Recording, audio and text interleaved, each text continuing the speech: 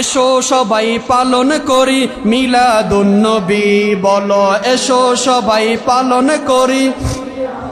নবীজি শ্রেষ্ঠ নিয়ামত কোরআনে পাবি, নবীজি শ্রেষ্ঠ নিয়ামত কোরআনে পাবি। এসো সবাই পালন করি মিলাদুন্নবী, বলো এসো সবাই পালন করি। নবীজি শ্রেষ্ঠ নিয়ামত কোরআনে পাবি, নবীজি শ্রেষ্ঠ নিয়ামত কোরআনে পাবি। এসো সবাই পালন করি। আবু লাহাব কাফের হইয়া মিলাদুন্নবীর খুশি হইয়া, আবু লাহাব কাফের হইয়া মিলাদুন্নবীর খুশি হইয়া কবরতে পাইল শান্তি হাদিস বুখারী, কবরতে পাইল শান্তি হাদিস বুখারী। এসো সবাই পালন করি মিলাদুন্নবী, বলো এসো সবাই পালন করি। নবীজি শ্রেষ্ঠ নিয়ামত কোরআনে পাবি, নবীজি শ্রেষ্ঠ নিয়ামত কোরআনে পাবি। এসো সবাই পালন করি, সবাই এসো সবাই পালন করি। নবীজি শ্রেষ্ঠ নিয়ামত কোরআনে পাবি, নবীজি শ্রেষ্ঠ নিয়ামত কোরআনে পাবি। এসো সবাই পালন করি। আপনাদের কি কষ্ট হয়? আর অল্প অতক্ষণ সময় দিন, ইনশাআল্লাহ আধা ঘন্টার মধ্যে আমরা শেষ করে দিব। তো দেখেন আমি কোন কথায় আসলাম। আম্মাজান খাদিজা যখন চলে গেলেন, আমার নবীজি এত কষ্ট পেলেন। আমার নবীজির কেউ নাই, চাচা আবু তালেবও চলে গেলেন। আল্লাহ নবীকে এত নির্যাতন করেছেন। মক্কার কাফের বেঈমানরা, উতবা সাইবা আবু জাহেল ঘোষণা দিয়ে দিল যে তোমরা যদি মুহাম্মদের গর্দান আনতে পারো আমরা তোমাদেরকে 300 উট দিব। বলুন নাউজুবিল্লাহ। আবু জাহেল যখন ঘোষণা দিয়ে দিলেন তোমরা যদি মুহাম্মাদুর রাসূলুল্লাহ সাল্লাল্লাহু আলাইহি সাল্লামকে যদি আনি দিতে পারো আমরা তোমাকে 300 উট দিব। এক বিয়াদব এক কাফের এই কথা শোনার পর আমার নবীজির গর্দান আনার জন্য গিয়েছে। বলুন নাউজুবিল্লাহ। হযরত ওমরের কাহিনী শুনেন। হযরত ওমর ফারুক রাদিয়াল্লাহু তাআলা আনহু এমন সাহাবী ছিলেন যিনাকে দেখলে শয়তান পর্যন্ত ভয় পায়। হযরত ওমর বলেন আমি আমার নবীজির গর্দান আনার জন্য মদিনায় যাই, মক্কায় যাই। তার বন্ধুর সাথে দেখা হলো। তার বন্ধু বলে ওমর তুমি মুহাম্মাদের গর্দান আনার দরকার নাই, তোমার ঘরে যাও, তোমার বোন বগ্নিপতিরা কালিমা পড়ে মুসলমান হয়ে গিয়েছে। হযরত ওমর ঘরে গেলেন, যাইয়া দেখে তার বোন কোরআন শরীফ পড়ে। বলে ও বোন তুমি কোরআন শরীফ পড়ো কেন? মুহাম্মাদের কালিমার মধ্যে কি মধু আছে? বোন বলে ভাই তুমি তো নাফাক, তুমি বুঝবা না। সুবহানাল্লাহ। বোন বলে ভাই তুমি নাফাক, তুমি বুঝবা না। বলে কি করতে হবে? বলে তুমি ওযু করে আসো। তার বোনকে এমন মাইর দিলেন, রক্তাক্ত করে ফেললেন। যখন আমার নবীজি হাত তুলে আল্লাহকে বললেন আল্লাহ ইসলামের জন্য ওমরকে কবুল করেন আর না হয় আবু জাহেলকে কবুল করেন। আমার আল্লাহ নবীজির দোয়া খালি ফিরাইয়া দেন নাই, আমার আল্লাহ ওমরকে ইসলামের জন্য কবুল করেছেন। হযরত ওমর কোরআন শরীফ খুললেন আর বললেন আল হাক্ক তুমাল হাক্ক। কোরআন শরীফ পড়তে লাগে। হযরত ওমর বলে আমার কাছে এত ভালো লাগে। হযরত ওমর বলে আমি মুহাম্মাদুর রাসূলুল্লাহ সাল্লাল্লাহু আলাইহি সাল্লামের গর্দান আনার জন্য মক্কায় যাই, আর কখনো যাব না। হযরত ওমর নবীর সামনে এসে বলে ইয়া রাসূলুল্লাহ, ইয়া হাবিবাল্লাহ, নবীজি বেয়াদবি মাফ করবেন, আপনার হাতে হাত রাইখা আমি ওমরকে মুসলমান বানাইয়া দেন। আল্লাহু আকবার বলেন না। ওয়াজ কি খারাপ লাগে বাবা? ছেড়ে দিব চলবে না, আর কতক্ষণ চলক নাকি? হযরত ওমর বলেন আপনি আমার হাতে হাত রাইখা আপনি আমাকে মুসলমান বানাইয়া দেন, কারণ এমন একজন নবী দুনিয়ার বুকে এসেছেন যেই নবীর চেহারা মুবারকের দিকে তাকাইলে ক্ষুধা নিবারণ হয়ে যাইত। শুধু তাই নয়, আমার বড়রা সুন্নি মুসলমান ভাইরা শুনেন, আল্লাহ নবী রহমাতুল লিল আলামিন, আল্লাহ রাব্বুল আলামিন মুমিনের জন্য রহমত হিসেবে পাঠাইছেন। দেখবেন কিছু আশেক রাসূল আছে নবীজির নাম শুনলে তারা পাগল হয়ে যায়, নবীজির 63 বছরের কষ্টের জীবনী শুনলে তারা কান্না ধরে রাখতে পারে নাই। আবার যখন ঈদে মিলাদুন নবী আসে তারা পাগল হয়ে যায়। আবার কিছু মুসলমান আছে, দাড়িও আছে, টুপিও আছে, তারা মিলাদুন নবীর মাস আসলে তাদের মুখ বেজার হয়ে যায়। এমন মুসলমান আমাদের বড়ুরা কলাখালে আছে না নাই? কলি কি খারাপ হইব বাবা? আবার যাইতে সময় ধরেনি আবার। হ্যাঁ, যারা আশেক রাসূল, যারা নবীর প্রেমিক, আমি মাঝে মধ্যে ওয়াজ মাহফিলে যাই বলি যে আমি কলাখাল জুমা পড়াই, যখন ওয়াজ করে আশেক রাসূলের দ্বারা সুবহানাল্লাহ বলে তাদের চেহারার দিকে তাকাইলে বোঝা যায় তারা নবীর প্রেমিক, তারা আশেক রাসূল। মারহাবা বলেন, মারহাবা। যারা নবীর প্রেমিক, যারা আশেক রাসূল, তাদের চেহারার দিকে তাকাইলে বোঝা যায় এই লোকটা নবীর প্রেমিক। কলাখাল মানুষের টাকা পয়সা নাই, অনেক গরিব আমি জানি, তারপর তারা মিলাদুন নবীর মাহফিলে দান করে, তারা কোনো অনুষ্ঠান বাদ রাখে না। এটাই আশেক রাসূল পরিচয়, এরাই হলো মুমিন। কথা বলুন ঠিক কিনা? আল্লাহ বলেন লা ইউমিনু আহাদুকুম হাত্তা আকুনা হাব্বা ইলাইহি মিন ওয়ালিদিহি ওয়া ওয়ালাদিহি ওয়ান নাসি আজমাইন। ও বন্ধু আমার, তাদেরকে বলে দেন তারা যদি আপনি নবীর সুন্নতকে ভালোবাসে, তারা আমি নবীকে ভালোবাসলো, তারা আমি নবীকে ভালোবাসলে তারা আমি নবীর সাথে একই জান্নাতে থাকবে। এখন নবীর সুন্নত হলো দাড়ি, নবীর সুন্নত হলো পাঞ্জাবি, নবীর সুন্নত হলো নামাজ রোজা। নাকি নামাজ পড়া কি ফরজ? নামাজ পড়া কি? এখন কিছু মানুষ আছে নবীকে গালি দেয়। নবীকে গালি দেয় কিভাবে?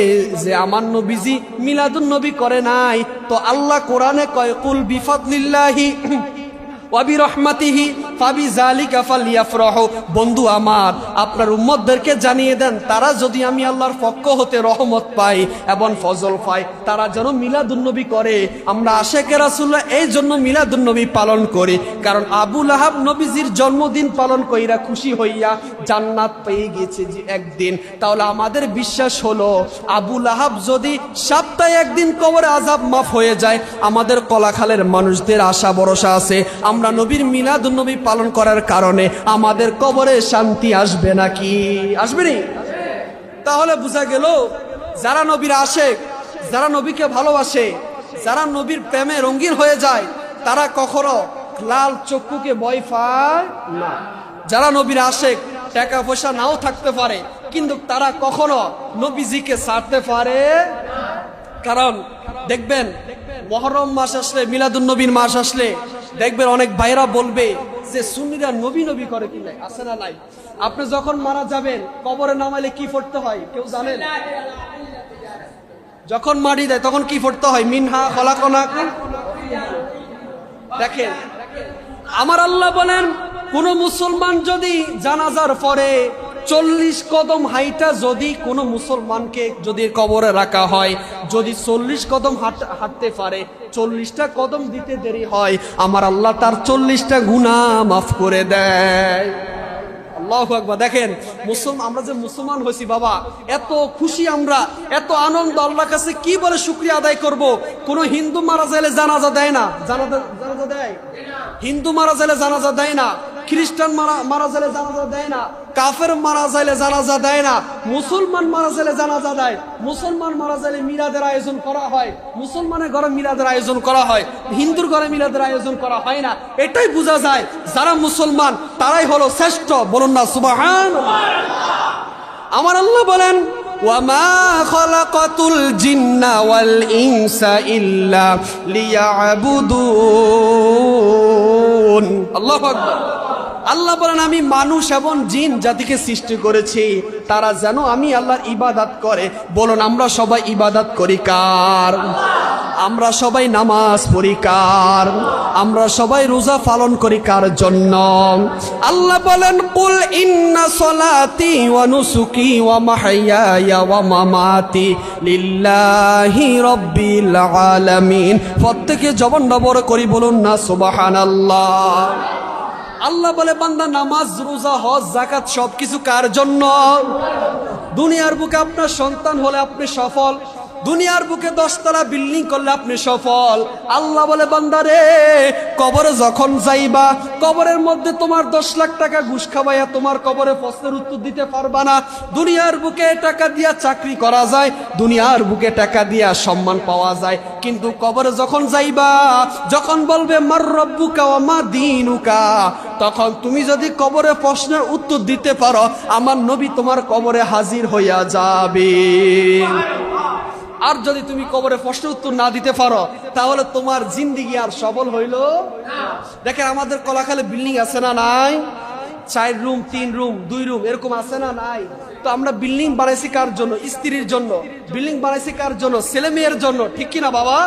তো আল্লাহ বলে বান্দা, দুনিয়া থাকার জন্য যেমন তুমি ধন সম্পদ রেডি করে রাখছো, তেমন কবরের জন্য তুমি নেক আমল করে রাখো। বলে কি কেমন নেক আমল? বান্দা তুমি রোজা রাখো, নামাজ পড়ো, বান্দা তুমি সুদ খাইও না, বান্দা তুমি ঘুষ খাইও না, বান্দা তুমি অন্যের হক খাইও না। এটা ভিতরে যদি তুমি থাকতে পারো, তাহলে তুমি সফল। যেমন ভাবে আমরা চট্টগ্রাম ঢাকা যখন সফর করতে যাই, 1 সপ্তাহের জন্য যাই, আমাদের পোশাক জামা কাপড় নিয়ে যাই না থাকার জন্য। তো বান্দা, আল্লাহ বলে বান্দা, চট্টগ্রাম যাইলে 1 সপ্তাহের জন্য যেমন জামা কাপড় নিয়ে যাও, খাবার নিয়ে যাও, বান্দা কবরে তো আসবা, কবরের জন্য সামান নিয়ে আসো। ওই সামান দুনিয়ার সামান নয়, ওই সামান হলো তোমার নামাজ। সুবহানাল্লাহ। এভাবে কেউ ওয়াজ করে শোনাবে? বলেন, এইভাবে বুঝায়, তারপর যদি নামাজ না পড়েন, তাহলে করার কিছুই নাই। আমার বিশ্বাস কলাখালের মা বোনের অনেক ভালো, ঠিক কিনা বলেন? এখানে এমন কেউ আসেনি যে বউকে মারেন? আসেননি? আছেন, মাঝে 2-1 আছে। তো কেউ বউকে মারবে না, কারণ স্ত্রী হলো আপনার জন্য নিয়ামত। স্বামীর জন্য বিবি নিয়ামত, বিবির জন্য স্বামী নিয়ামত। কখনো স্ত্রীর গায়ে হাত তুলবেন না, কারণ মহিলার অনেক নরম মানুষ। আল্লাহর নবী কখনো স্ত্রীদেরকে দমক দেন নাই, বিবিদেরকে দমক দেন না। আম্মা জান ফাতেমা বলেন, ইয়া রাসূলুল্লাহ, আমার স্বামী মাওলায়ে আলী, তার তো টাকা পয়সা নাই, ধন সম্পদ নাই। আমার নবী বলেন, আমি টাকা পয়সা ধন সম্পদওয়ালা লোকের সাথে তোমাকে বিবাহ দিই নাই, আমি দেখেছি তার ভিতরে আল্লাহর ভয় আছে কিনা। সুবহানাল্লাহ। মাওলা দুনিয়ার বুকে এমন একজন মানুষকে আল্লাহ খানে কাবার মধ্যে, কাবা ঘরের মধ্যে জন্ম দিয়েছেন, উনি হলেন শেরে খুদা মাওলায়ে আলী। বলুন না সুবহানাল্লাহ। আমার নবী বলেন, আমি হলাম এলেমের শহর, সেই শহরের দরজা হলো আমার মাওলায়ে আলী। বলুন না সুবহানাল্লাহ। মাওলায়ে আলীকে যখন কাফেররা দেখতো, এমন ভয় পাইতো। মাওলায়ে আলীকে যখন কাফের দেখতো, কাফেররা সামনে যাইতো না। মাওলায়ে আলী ছিলেন এমন একজন আলী, যে আলীকে দেখলে কাফেররা ভয় পাইতো, যে আলীকে দেখলে সকল মানুষ ভয় পাইতো। তাহলে বুঝে গেছে, যদি ভিতরে ঈমান থাকে, তাহলে শয়তানও দেখলে ঈমানদারকে ভয় পায়। তাহলে বুঝা গেল, নবীজির আগমন আসলে, নবীজির আগমনের মাস আসলে যারা আশিক রাসূল, যারা ঈমানদার, তারা খুশি হয়। যেহেতু কালকে আমাদের জুমা, তা কালকে আবার আলোচনা হবে। তো আমি সংক্ষিপ্ত ভাবে বলি। দেখেন, আম্মা জান আয়েশা বলেন, আমার নবীজি এমন নবী ছিলেন, আমি আয়েশা একদিন সুই দিয়া আমি কাপড় চোপড় সিলাইতেছিলাম, আমার হাত থেকে সুইটা পড়ে গেল, আমি আর পাইলাম না। এমন সময় আমার নবীজি আমার ঘরে আসলেন। আমার ঘরে আসার সাথে সাথে নবীজির চেহারা মুবারকের আলোতে আমার সুইটা দেখতে পেলাম। সুবহানাল্লাহ। তো আমার নবীজি যে নূরের নবী, হায়াতুন নবী, জিন্দা নবী, এখানে আর কোনো সন্দেহ আছে? হযরত আবু হুরায়রা বলেন, আমার নবীজির চেহারার দিকে আমি একবার তাকাইলাম, চাঁদের দিকে একবার তাকাইলাম, আমি দেখতে পেলাম আসমানের চাঁদ কি সুন্দর, তার থেকে দ্বিগুণ, তার থেকে কোটি কোটি গুণ আমার নবী সুন্দর। সুবহানাল্লাহ। দেখেন, রাত্র 2টা-3টা বাজে যখন আপনি বাইরে বের হন, দেখবেন আকাশের যে চাঁদ, তারকার আলোতে আমরা কিছু হট দেখি।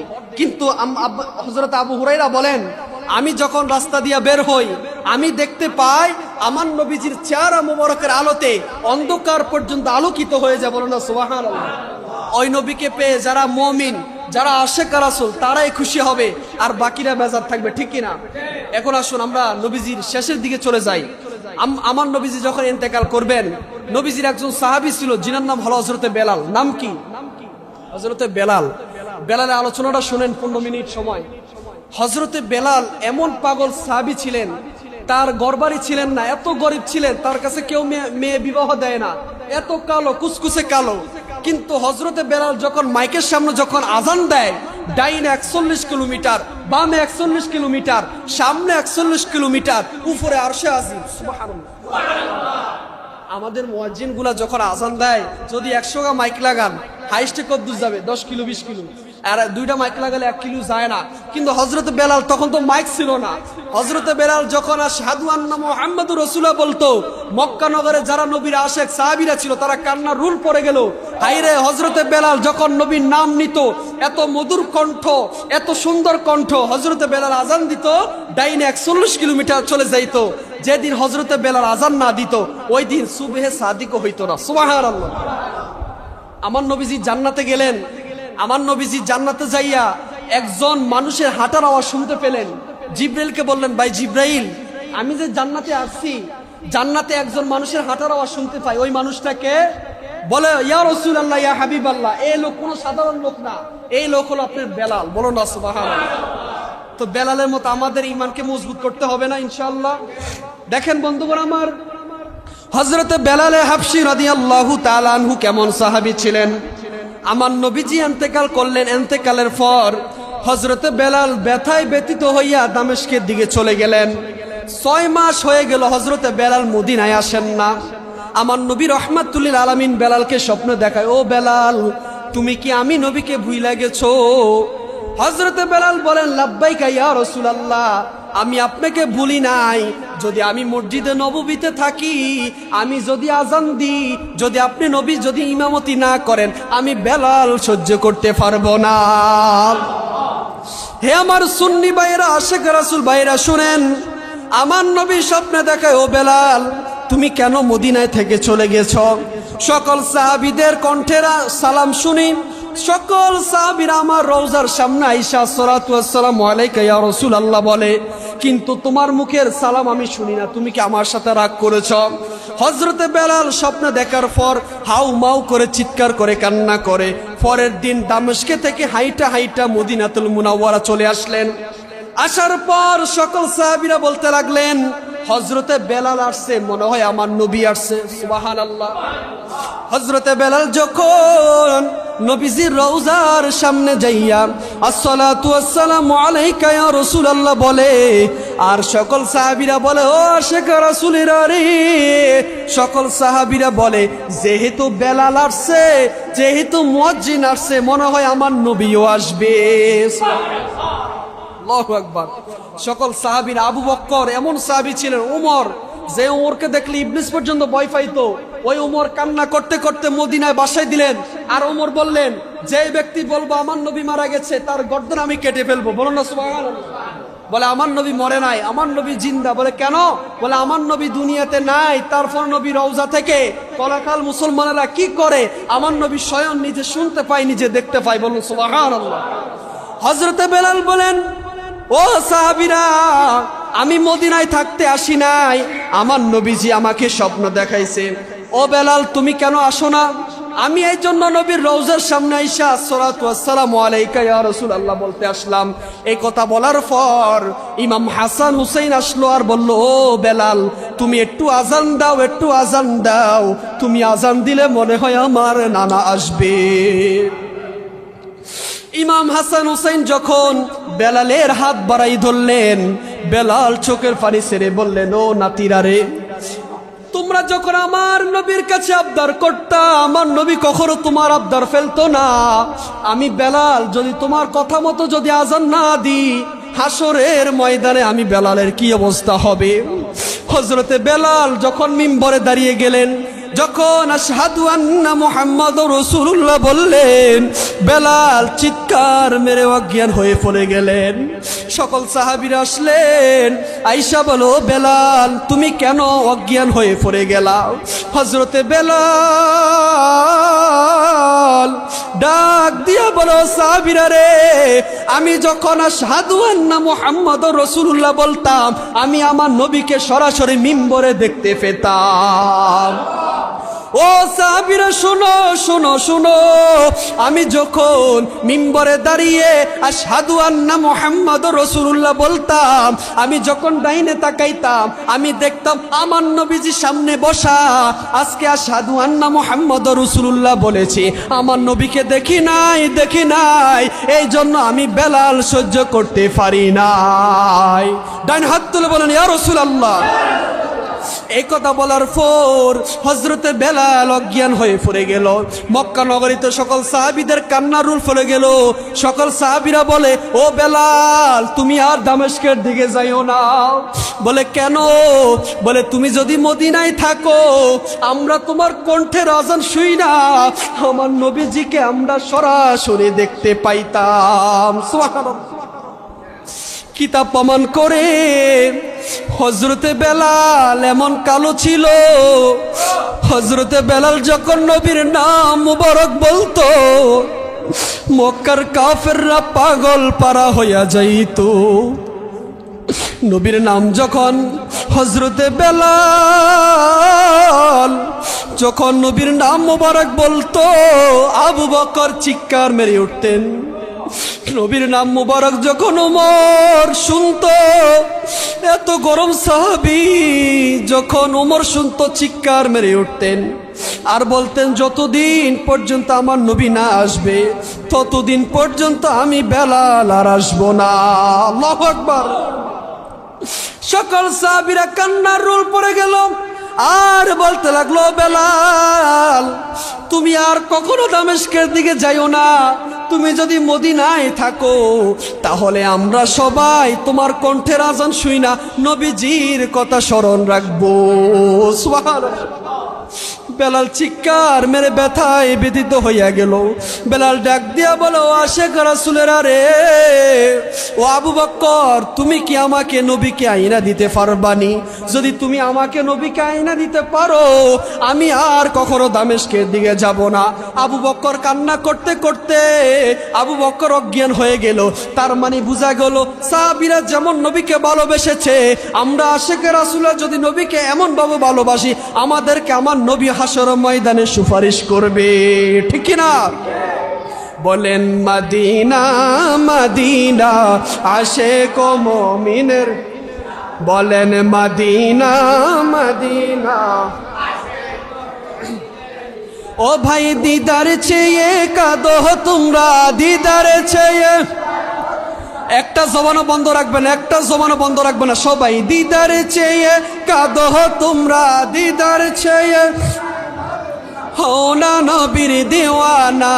মদিনা মদিনা আশেক মুমিনের, না বলো না মদিনা মদিনা আশেক মুমিনের।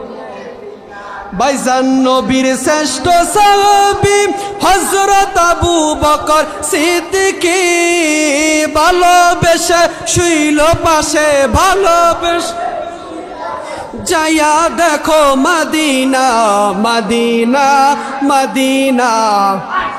মাশাআল্লাহ। কানা বলো না মদিনা। ভাইজানে জালালউদ্দিন সুয়ুতি ৭৫ বারে দেখলো নবী, এতবার দেখিয়া নবী এতবার তিফতি তাহারে মিটে না। মদিনা মদিনা আশেক বলেন মদিনা মদিনা আশেক, বলেন মদিনা মদিনা। বলেন সাদে মিঠে না রওজা দেখে, রওজা দেখে, রওজা দেখে সাদে মিঠে না রওজা দেখে, রওজা দেখে, রওজা দেখে। কি উপমা দিব আমি তোমার কাছে, সাদে মিঠে না রওজা দেখে, রওজা দেখে, রওজা দেখে। বলেন যারা নবীর রওজায় গেছেন নবীর রওজা দেখলে বারবার দেখতে মন চায় না? আমরা এখানে যারা যাই নাই সবাই একটা ওয়াদা দিতে পারবেন ইনশাআল্লাহ জীবনে যতদিন বেঁচে থাকবো আল্লাহ আমাদের প্রত্যেককে যেন মদিনায় যাওয়ার তৌফিক দান করে। সকলে বলেন আমিন। হাত তুলে বলেন আমিন। আল্লাহ আমাদের সকলে কবুল করবে ইনশাআল্লাহ। আর দুইটা নাত রাসূল বলে আমি শেষ করে দিব, সবাই আমার সাথে বলবেন নি?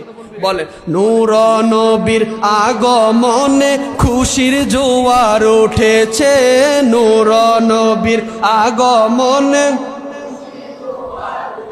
কুল্লে আলম লুটে পরে, কুল্লে আলম লুটে পরে, যাহার চরণ তলেতে নূর নবীর আগমনে খুশির জোয়ার উঠেছে, নূর নবীর আগমনে খুশির জোয়ার।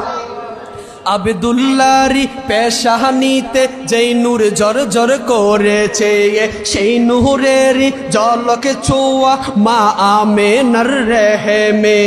আব্দুল্লাহরি পেশানিতে যেই নূর জল করেছে, সেই নূরেরই জলকে ছোঁয়া মা আমেনার রেহেমে। সেই নূর খানা সেজদাই পড়ে, সেই নূর খানা উম্মত বলে কেঁদেছে, নূর নবীর আগমনে খুশির জোয়ার উঠেছে, নূর নবীর আগমনে খুশির জোয়ার। আজকে খুশির ঢল নেমেছে নূর নবীর প্রেমেতে, দল বেঁধে আজ পাল তুলেছে নবী প্রেমের বাগানে। আজকে খুশির ঢল নেমেছে নবীর প্রেমের বাগানে, দল বেঁধে আজ পাল তুলেছে নবীর প্রেমের বাগানে। মোদের জীবন বিলিয়ে দিব, মোদের জীবন, সবাই একসাথে, মোদের জীবন বিলিয়ে দিব মায়ার নবীর প্রেমেতে, দয়াল নবীর আগমনে আনন্দিত ত্রিভুবন। মায়ার নবীর আগমনে খুশির জোয়ার উঠেছে, দয়াল নবীর আগমনে খুশির জোয়ার।